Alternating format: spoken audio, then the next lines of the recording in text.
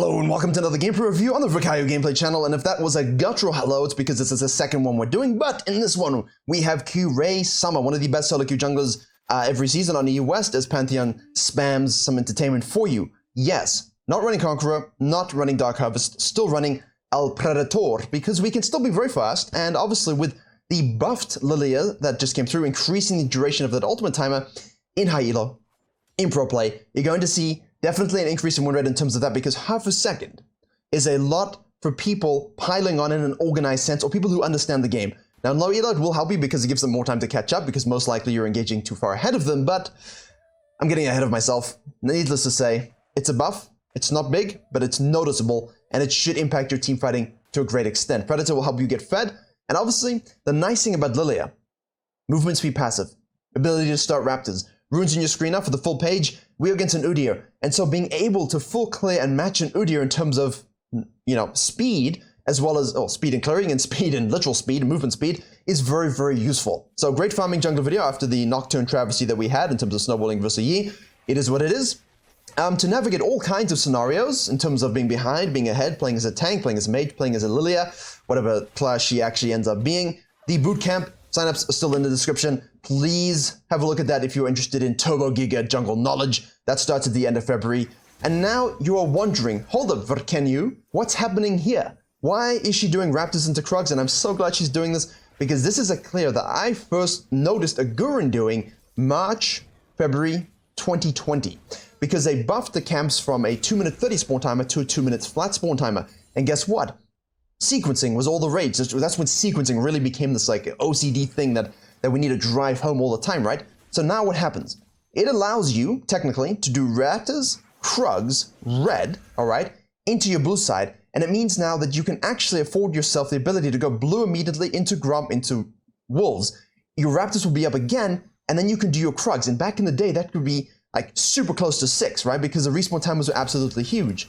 What it also allows you to do is play a little bit around with how you clear here, so that you can fall back to Raptors and Krugs in a juicy sequence. So if you plan on sequencing up, or at the very least doing like a clean 6 clear, which is what I titled in the main channel video with 1000 LP Korean jungler, where you look to do 1, 2, 3, 4, 5, 6 regular camps before you first back, this is very good for that, because your Raptors and Krugs will spawn in sequence, which means you don't have to wait 15 seconds for the Krugs to spawn. And I think, likewise, we're actually compromising that plan here. I don't think we should be doing blue.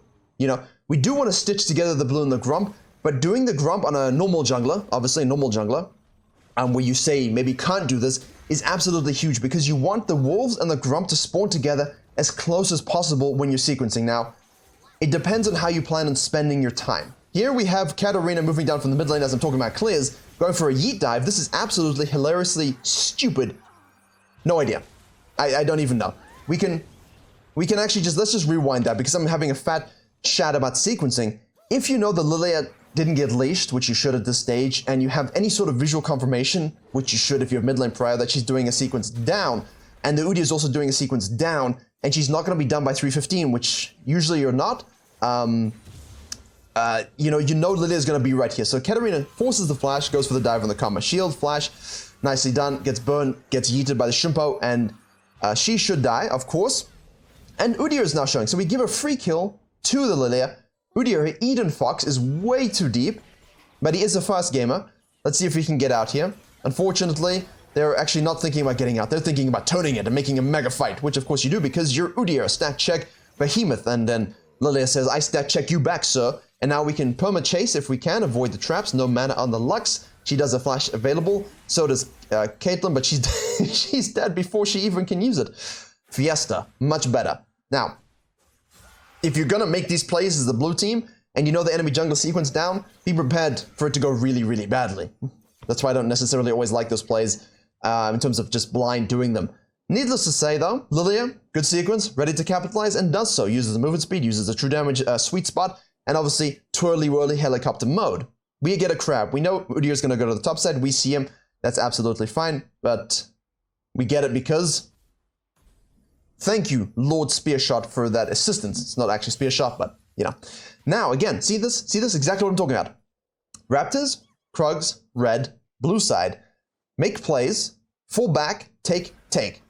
6 camps total, excluding buffs and crabs, because that's our sequencing. When we're talking about a sequencing, that's 6 camps before we back, and that gives us a juicy, almost 2k basically, if everything goes really, really, really, really well. Okay? 1966, so basically 2k, level 5. This is a dream start for an early game jungler and a sequencer, because now you know that your wolves and grump are going to be up. The downside is, the grump now should spawn pretty close to the wolves as, we are going to spend time moving down to the wolves. But if this long fight wasn't as long, and you ended up here, you'd have a lot of dead time between the wolves and the grump. So this is the kind of stuff we're trying to avoid by doing wolves grump first, yeah? So keep that in mind. Obviously, if you watched the Nocturne video, you would have noticed it. But for Lillia, as I have to stop to breathe, the grump spawns in a way that would have been fine.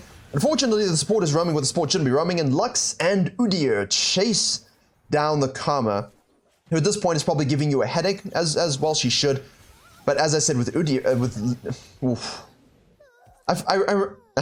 bleed damage, sucker. Yeah, I am really happy they're reworking him, because obviously, you see me, I like Vikings, dad's from North Germany, right on the, Danish border. A lot of Viking history there. My mother's from East England, where all the Vikings are raided and so on. So there's a connection. And so this dude, when his rework comes, is going to be the Volibear Ornn thematic I enjoy. But for now, cringe. And I detest and I hate. There you go. I said it. Now, we die unfortunately, so we got onto the bottom side because our red camps are not quite yet up, although it will be kind of soon. If you were thinking of going wolves grump down to the bottom lane because bot's pushing and you anticipate the Udyr to maybe make that cut as well, you can now lane gank, counter gank, and also contest the dragon should it be stolen. And we're also very, very, very, very, very close to 6 in this situation. So, we snack this burn damage grump. On the crab here, we'll get it. We do have smite to secure it. Udyr shows on the bottom side, so great predictive tracking. Keeps our sequencing nice and fresh. Gets the RNG crab. And now we can look to make a play with the freshly... Ooh, Predator activation. Trying to get the movement speed passive procs using the bowling ball. It hits, it's beautiful. But we chase down the Udyr.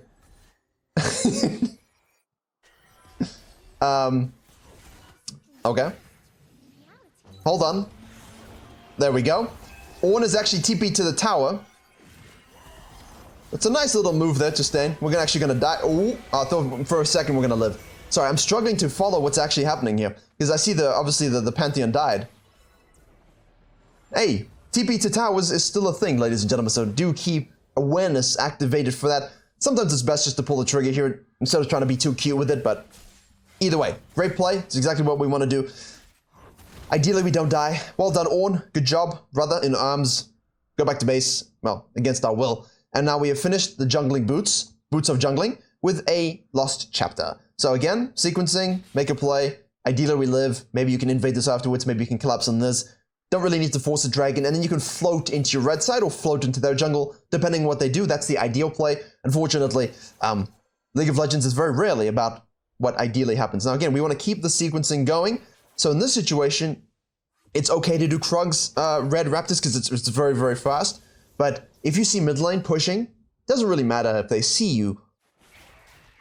If they know where you are, it's okay. You're not a ganking jungler. For us, it's about experience and getting ahead of the game, yeah? It's getting ahead as far as possible.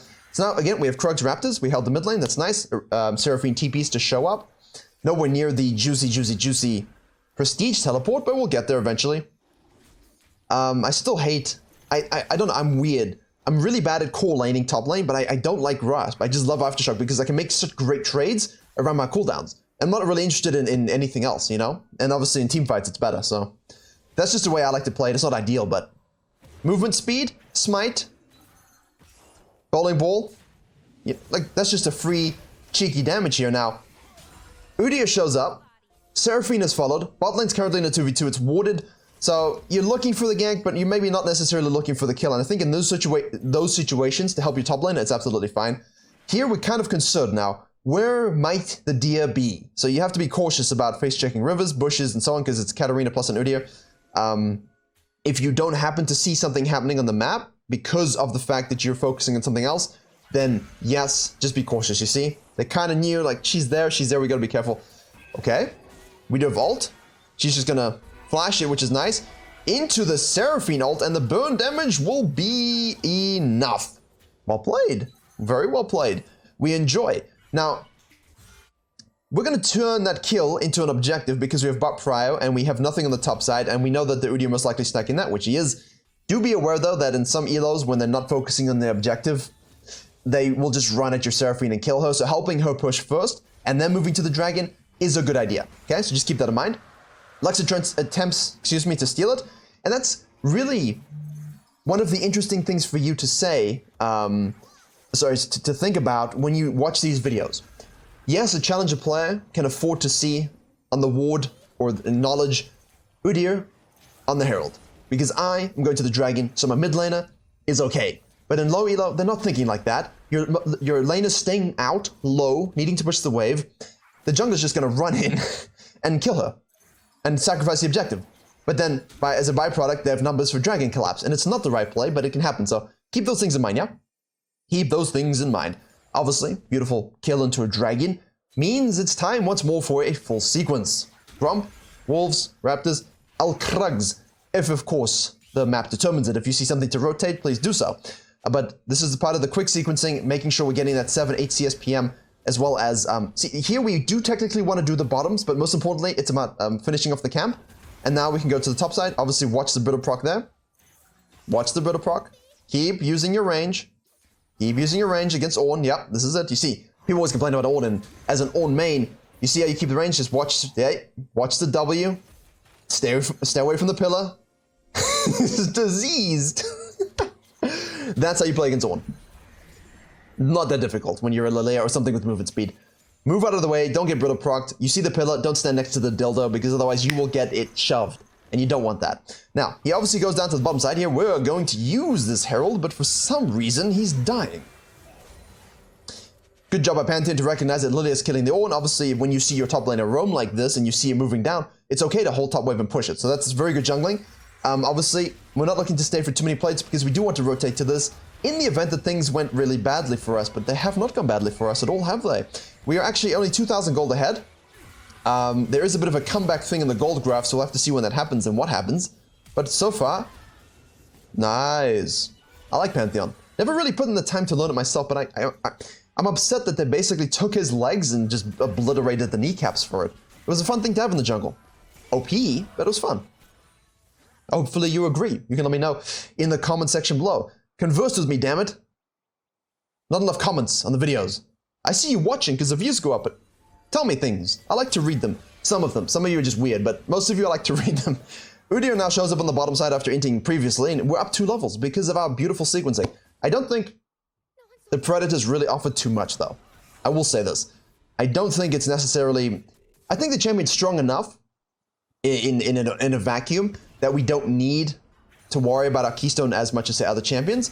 And it is useful to have for those early ganks especially, but in your lower elo games, I have nothing against you guys simply going for your typical Dark Harvest Conqueror rune sets as you see fit. You know, there's definitely variability in how we can play the champion, which is nice. Which is nice, I always like that.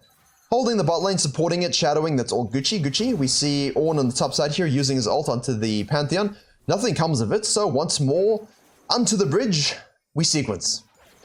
Play whatever thematic music in your head that you feel is correct, as long as it's not Darth Vader's music, because that would just be weird. But, you know, good old classic cartoon, the Speedy Gonzales theme song, whatever you like to indicate a full sequence. Play it in your heads right now. I don't want to be demonetized, so I won't be playing them for you. Such is the reality of our current existence, and now this gameplay review has become a pure edutainment event, but that's okay with me. As long as we're learning and laughing, such is life. My brain is just warped. Our Pantheon here is getting absolutely fisted by the TP Unleashed. So instead of finishing our red buff, because we're doing Raptor's Krugs, rotate and give the Ornn a taste of some damage. Udyr shows up once more. You know, this is the brilliant thing. Even if you're not really tracking the Udyr too much because you're focusing on your own jungling, which, I mean, you got to track the enemy jungle always. Not something I've talked about in this video too much, because you're focused very much on yourself. All right? It's good to track and cut off like earlier. We talked about it a little bit. But in this raw situation, it's just about making sure you are where you need to be and sequencing well. And if you do that, the enemy jungler is just going to be trailing you. You see this multiple times. The guy's reacting to you and trailing to you. So, you got him on a string. It's perfect. He is actually 109 CS to 114, so his sequencing is being solid, but he's not really doing much of anything. we were going back to base, to our red buff. And this is something, again, in coaching I covered yesterday. I'm going to pause it very briefly. I apologize.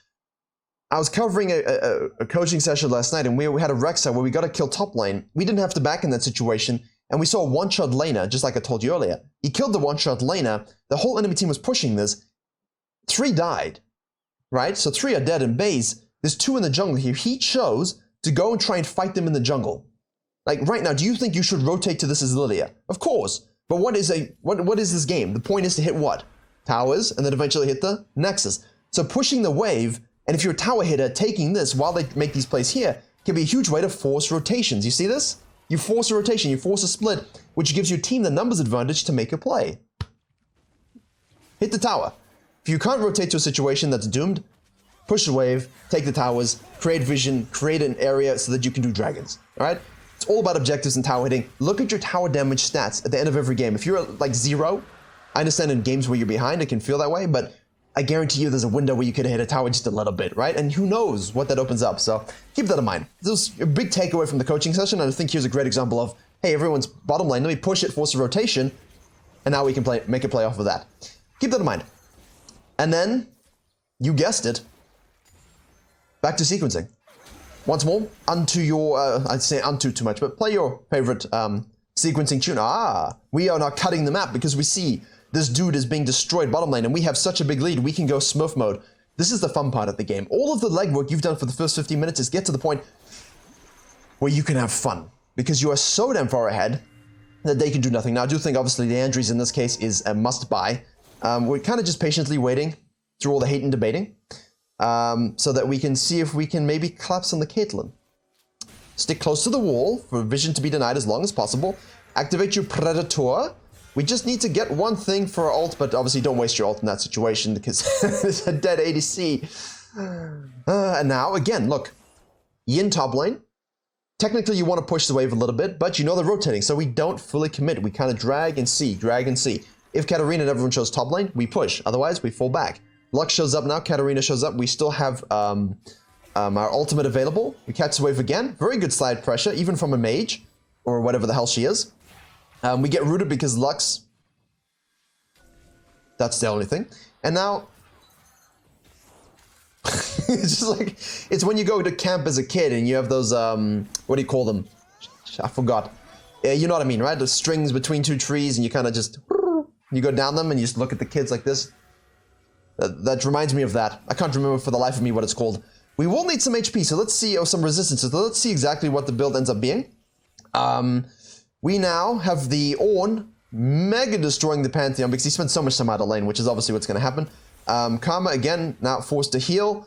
We are predatoring once more, and Hextech Dragon yeets them to safety. So the game is devolving a little bit into an unfortunate scenario where we're trying to make plays, and our team are not allowing it. And, you know, as a farming jungler, I hate it when they compromise my sequencing. Bowling ball over the wall. Miss. Out on the side alley. Unfortunate. What are our cash monies? 1560. Alright, let's go get the Zonias. Alright. And then Hextech alternate, of course, Shadow Flame. Very, very good in the situation. However, if there's a lot of... Wrong button. Panic. Don't panic. Shadow Flame is very, very good in general against the shields. And you have Lux shields there. And you obviously have the Udyr shields, so it would be very, very useful. However... if you're against an AD Assassin or Fighter in this new meta, we're building more of a Mortius, Wit's End, Milk Shreds, Void Staff is an item. Please use it. Alright, we're over the wall. We're trying to get into the fight, so just wait for your window, Let's pull the camera down a little bit. This is it. They've overcommitted. Now we can flash, and we've activated the Predator. We didn't really get the swoop-de-doop that we really wanted, but we still have... actually, we don't have it anymore. Is that a misclick? That feels like it's a misclick. Unfortunate. We tried. Okay, that's fine. The patience is good. The execution is unfortunate. The enemy team had to react to the Flash Katarina. Oh, actually, both flashes up for the other two. Hex Flash Udyr, though. Huh. I just realized that. Not a fan. Anyway, good patience. We tried to make a fight. Nothing can happen. Back to, you guessed it, sequencing. Second crab is up once more. Dragon is going to be spawning. That has obviously just disappeared because it's 20 minutes, and I looked at the time as I said that. Again, pushing towers, shadowing, very, very good. Don't go farming here and disappear. Be around your team because you are the fed one. A lot of damage can be done here. Now, Ornn bottom side, Katarina top side, and of course the assist on the Pantheon, so we know that that's, you know, she's not going to be here. Moving to the jungle, steal the red buff, as one does. Check for the Krugs, not available. Caitlyn's over pushing, so if you're a Rengar main and there's no Lux, you know what to do. Obliteration activation. Even though you are technically able to do that yourself here. The game's evolving a little bit. I'm not really a fan of it. Because, you know, we could shadow the ADC splitting, but the ADC shouldn't really be splitting anyway. Good ult by the Ornn. And now we move to the bottom side here in a 3v2. And we're most likely, because our Zhonya, yeah, no. This is throws, baby. Man, we were doing so good. Throws. Unfortunate. Unfortunate. But not much you can do. I do think, kind of look for vision control before the dragon and maybe shadow the ADC. But if they're where they shouldn't be, the best tip I can give you, please, just don't die with them. Just don't die for nothing. Just don't die for no reason.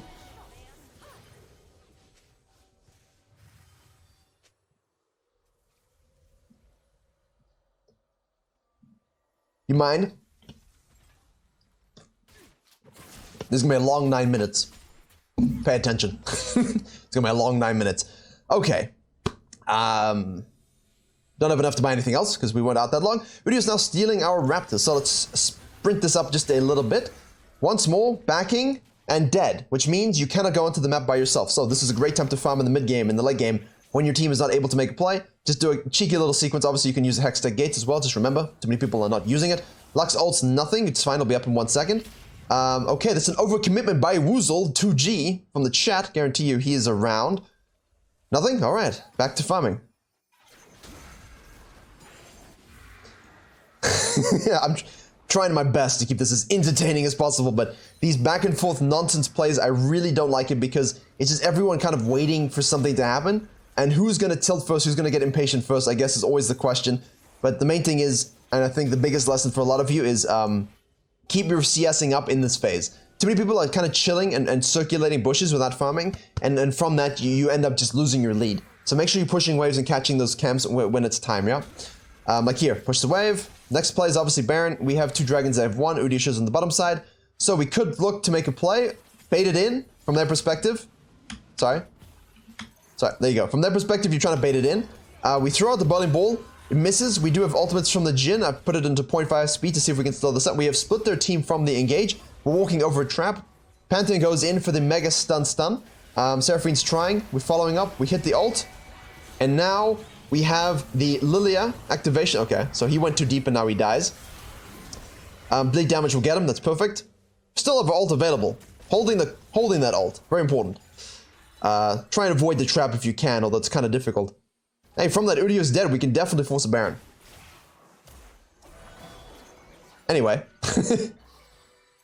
We could have almost forced a Baron.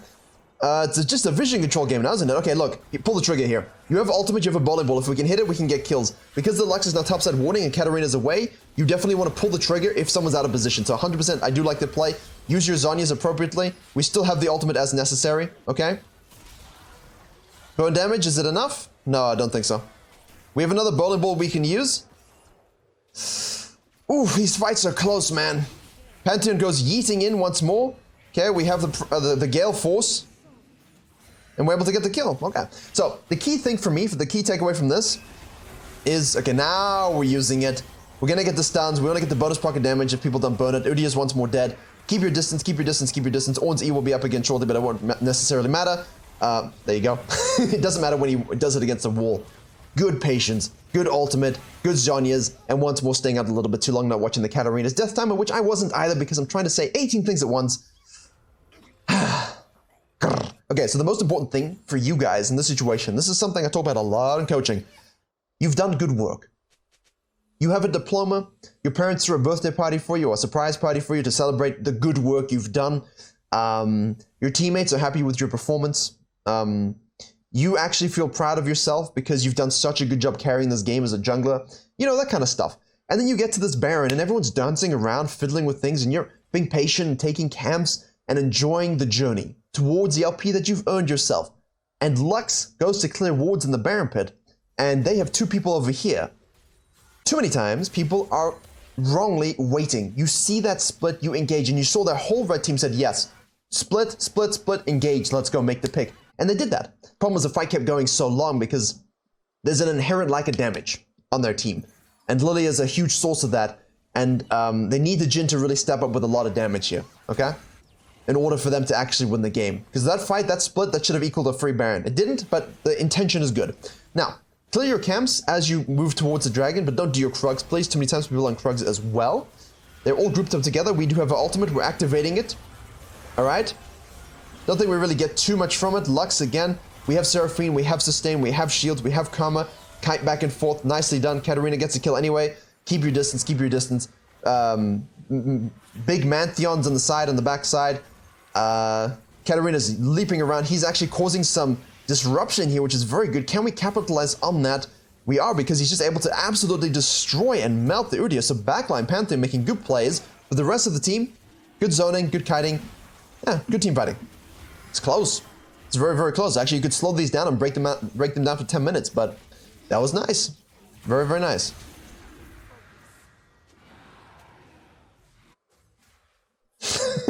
I clicked it, and it looked like she immediately died. It was really weird.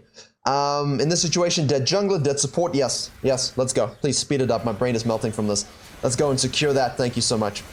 Excellent, excellent, excellent. If they come and there's a dragon, jungler, please do turn. Don't coin flip this. Excellent Seraphine ult. Make the pick, kill the person, take the crab so you have the speed up. We're close to 16, but not quite. We'll get it after the Baron. Udyr is going for this. Let's see, do they have plants available? No plants available, but if he has flash, he can yeet in to steal it. So you do have to pay careful attention to this. Wards of the wall are really, really good. Sorry, I speed it up back to 1 times. Make sure we hit... That's why, Smiterino. Smiterino. Google it, use it, practice your smites. Udyr smited early. We were able to capitalize, and we secured. The 50-50s make me nervous, man. It's really fun to steal. But Udyr kind of struggles with a burst combo, whereas even with Lillia, you can do it. He just happened to smite early, so we get it, but a little tight. Okay, cool. Shadow Flame is complete, by the way.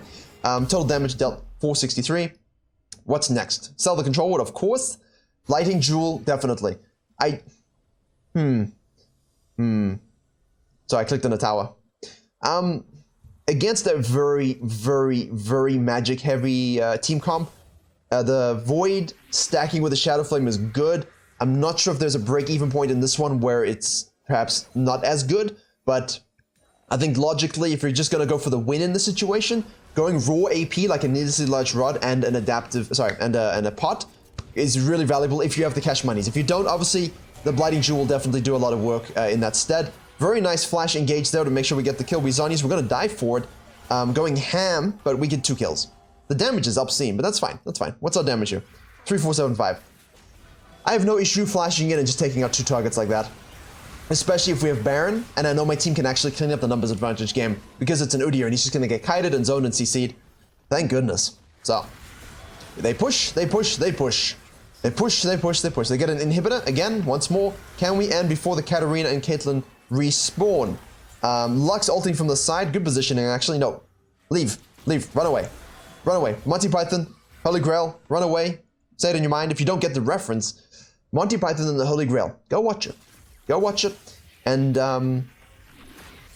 you will enjoy the video. The movie. What age do we live in where I called it a video? Movie. It's funny. And they say run away and they... Actually, it's good because Lily is kind of like a horse. And instead of horses, they have coconuts. And they bang the coconuts together like this. So, kind of works actually. She walks like them. Anyway, carrying on with the video. Hopefully that can just close us out. Once more, my brain is numbing a little bit from the patience required for these team fights. But it is good to win these games. Hopefully you're seeing those windows. Unfortunately, my ADD brain won't allow me to stop speaking. Unless it's a funny pause moment. I just need to keep talking. Get distracted by things. This is where Dark Harvest would have been super good now. I don't know what Udyr is doing exactly, but he's out of position. Pantheon's on the top side without TP. Don't get E knocked up and caught out there. Be very, very cautious. You can get him to sleep so he doesn't get the ult. It doesn't quite work. But 2 seconds, he would be asleep if you left him alone. He's completely out of position. The enemy team was not in a position to capitalize that on ult, so he tried to make an assassin. But to become Assassino on, you have to play it a little bit differently. Splitting on the top side here from the Pantheon is kind of risky. We do have mid lane pressure, so this is actually fine. Ideally as TP though, yeah? So watch top lane, pushing, Lux will wave clear, just don't force yourself down a barrel where you die. Fortunately for us, Ornn's already dead, they misposition, we stun, we kill, we chain CC, both punish and end.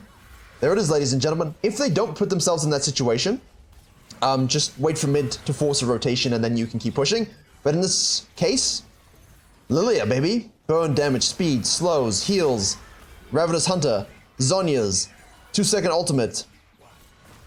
Well, 2.5 now, yeah, that's it. So, another weird game, but again, one that rewards those who understand fundamentals and patience. Not always the sexiest way, ladies and gentlemen, but when your player profile has 13, 5, 11, with the most damage dealt, with a huge jungle diff, it looks and it feels good. Do we agree? We agree. Thank you very much for watching. Please like, share, and comment if you did enjoy and learn something. Jungle Bootcamp signups in the description below. Most likely Best Junglers is live by the time this video goes live, so head on to the main channel for that. Join me in the Discord for shits and giggles, and as always, I will see you all in the next tutorial.